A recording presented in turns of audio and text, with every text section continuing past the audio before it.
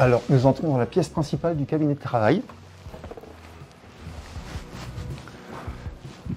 Le cabinet de travail de Guillaume II.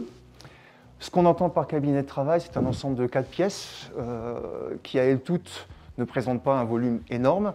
Par contre, leur contenu est très dense en termes de collection d'antiquités et d'objets d'art.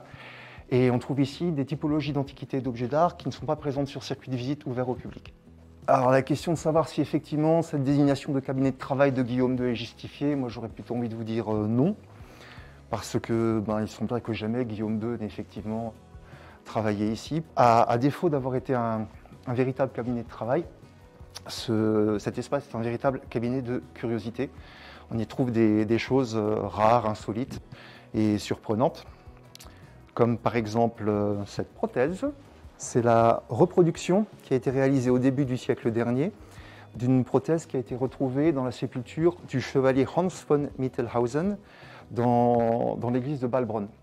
Donc l'original date du XVIe siècle et c'est une petite merveille de technologie pour l'époque, puisque cette prothèse est articulée et pourvue d'un mécanisme à ressort que l'on pouvait actionner avec l'aide de boutons.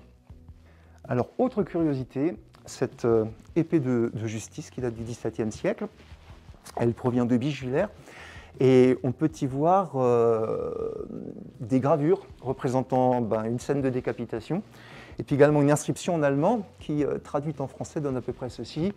Lorsque le condamné est remis entre mes mains et que je lève mon épée, je lui souhaite la vie éternelle.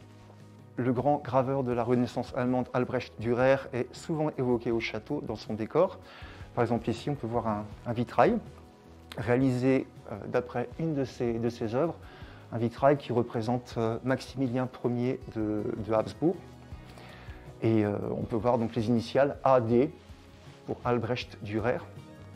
Et donc c'est un vitrail qui a été réalisé au début du siècle dernier par un peintre verrier de Freiburg qui s'appelait Eduard Stritt.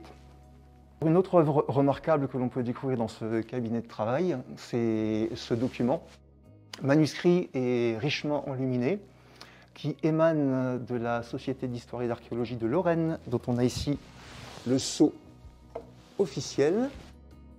Un document qui évoque le don fait par cette société savante à Guillaume II de mobilier mosellan, ceci pour compléter les collections du château. Parmi les typologies d'objets présents dans ce cabinet de travail, il y a également de l'armement. Il y a cette arbalète de chasse qui date de la première moitié du XVIIe siècle, une arbalète donc, dont l'arc a été forgé à Nuremberg. Sur l'arbrier de l'arbalète, il y a des plaquettes en ivoire sculpté, avec en guise de décor une tête de félin, et puis également un cerf. Voilà, et puis je ne peux pas vous présenter le cabinet de travail sans vous en présenter le livre d'or. Livre d'or qui date donc du début du XXe siècle.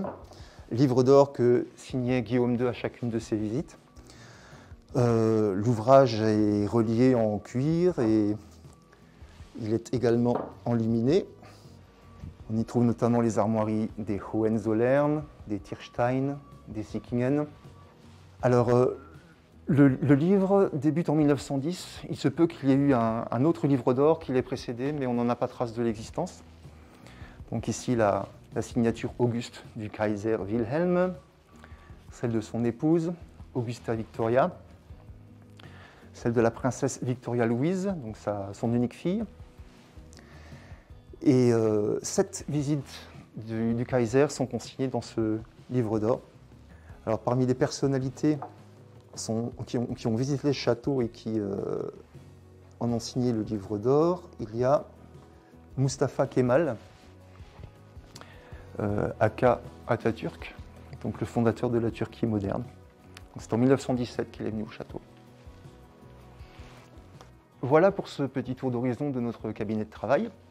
C'est un espace qui n'est pas ouvert au public, notamment pour des questions de sécurité. Donc sachez que c'est un petit privilège qu'on vous a fait là, vous avez beaucoup de chance.